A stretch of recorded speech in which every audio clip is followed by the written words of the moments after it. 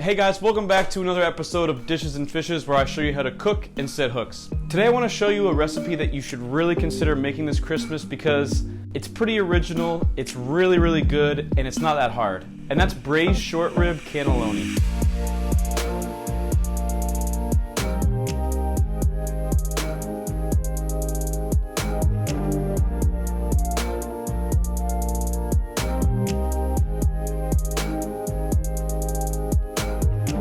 So to make this dish, you're going to need three components: the sauce, the braised short ribs, and the pasta. Let's start with the sauce. So to make this sauce, you're going to need some diced pancetta or prosciutto, some fresh basil, 1 diced onion, and 2 garlic cloves, and a can of diced tomatoes. Start by sweating down your pancetta until the fat starts to render. Once the fat starts to render and the pancetta is crispy, take it out. Start sauteing the onions and garlic in your pancetta fat. When they're translucent, add your can of diced tomatoes. Add some stock or water if it needs to be a little bit wetter.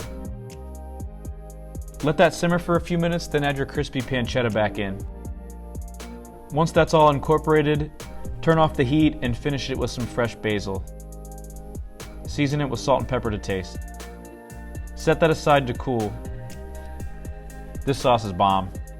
Alright guys, so now that our sauce is made and setting aside, it's time to get our short ribs ready. So if there's one thing that you take away from this video, take away this element on how to braise short ribs properly. So the first thing we're going to do is heavily season these things with salt and pepper, and also when you sear them off, you really want to sear them hard. Make sure that there's some oil in the bottom of the pan whenever you're searing them and they won't burn. But don't be concerned about burning them. You really want to get a nice crust on them, and that searing is also going to contribute to the flavor of the broth and stuff. So let's do it. I like to start with the fat side down when I'm braising short ribs just to get a little bit more fat in the pan. Just take your time with these things, sear them really hard, get a nice crispy outer layer on them, and then once they're all seared, set them aside. We do need some fat for this next step, but we don't need them to be swimming. So drain off a little fat if there's excess. Don't drain off all the goody bits at the bottom of the pan, and then dump in some mirepoix. Start sweating down the mirepoix, season it up with some salt and pepper. Once it's hot, we're gonna need some red wine, so add just a little bit of red wine and scrape all of the fond off the bottom of the pan. Let that sweat down, and once your vegetables are aromatic, add the rest of the bottle of red wine. I use cheap red wine. I got this bottle for $3. Then we're gonna add a bundle of fresh thyme and push it into the broth. Place your seared short ribs on top of this pile of awesomeness. Then fill it with stock or water. I'm using chicken stock because it's what I have in my fridge. You don't want to submerge the short ribs, just fill it just until they're covered a little bit. Let this come to a light boil, then decrease the temperature to low, cover it, and let it simmer for 2 to 2.5 hours. After 2 to 2.5 hours, remove the short ribs and let them cool. They should be tender like this, but still have a bite to them, not mush. Strain the stock and save that broth. Alright guys, now that our short ribs are done and resting, we're gonna make the pasta. I don't know the official Italian pasta way to do this, but I usually use 2 eggs for every 1 cup of flour. So I'm gonna start with 2 cups of flour. Then I'm gonna make a well in the center and add my eggs. Then I'm gonna add 1 to 2 tablespoons of olive oil and 1 to 2 teaspoons of salt. I'm gonna whip up my eggs just so they're easier to incorporate. Then I'm going to start slowly stirring in my flour. Once it starts to thicken up, use a bench scraper and mix it together like this. Once the dough starts to feel a little bit more doughy, use your hands to knead it. If it's too wet, add some flour. If it's too dry, wet your hands with cold water and knead it with wet hands. Knead it for 5 to 10 minutes, and what I look for is the dough to spring back. When it does, it's done. Once it springs back, set it aside to rest to let the gluten relax. Now chop up your cooled short ribs for your filling.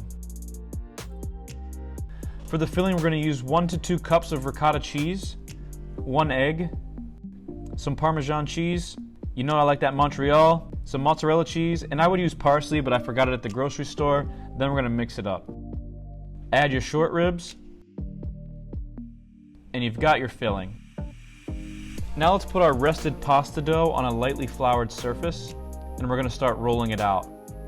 So I'm going to quarter my dough ball, and then I'm going to roll out each quarter. It's the proper thickness whenever you can see your fingers through the dough. Put down your short rib filling in a line like this. We're gonna neaten up the edges. Then we're gonna just roll it over once and crimp it together.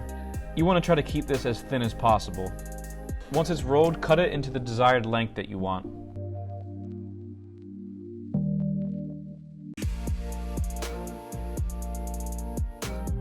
Grease up a Pyrex dish and then put your pancetta wonderful sauce at the bottom.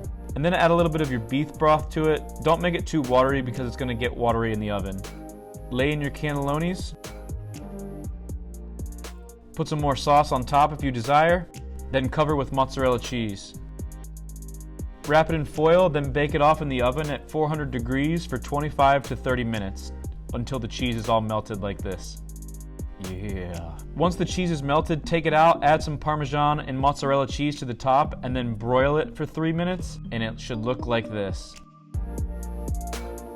Set that aside to cool before you serve it, and then do an epic cheese pull. Is it sexy? Okay, good. Put some sauce from the pan on top of them. Garnish with a little fresh basil, some Parmesan cheese perhaps. You really can't go wrong. They are so good. The good thing about this dish is that you can do a lot of these steps a day or two in advance and then just bake it off when your family comes over. So try it out this Christmas. I promise you, you will not be disappointed. Thanks for watching.